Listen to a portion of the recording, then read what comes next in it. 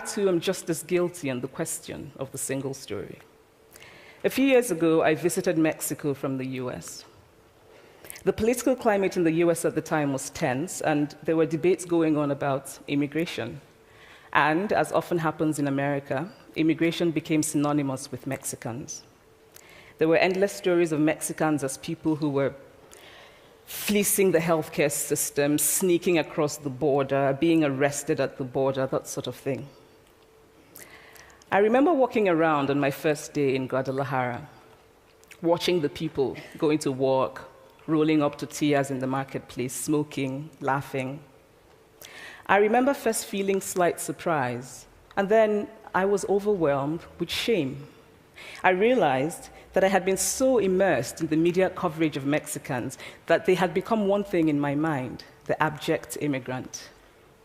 I had bought into the single story of Mexicans, and I could not have been more ashamed of myself. So that is how to create a single story. Show a people as one thing, as only one thing, over and over again, and that is what they become. It is impossible to talk about the single story without talking about power.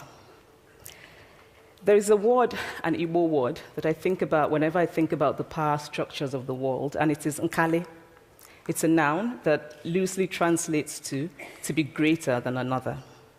Like our economic and political worlds, stories too are defined by the principle of nkali. How they are told, who tells them, when they are told, how many stories are told, are really dependent on power. Power is the ability not just to tell the story of another person, but to make it the definitive story of that person. The Palestinian poet Mourid Barghouti writes that if you want to dispossess a people, the simplest way to do it is to tell their story and to start with secondly. Start the story with the arrows of the Native Americans and not with the arrival of the British, and you have an entirely different story.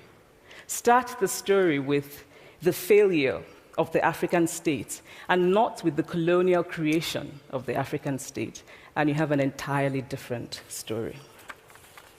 I recently spoke at a university where a student told me that it was such a shame that Nigerian men were physical abusers like the father character in my novel. I told him that I had just read a novel called American Psycho, and that it was such a shame that young Americans were serial murderers. Now,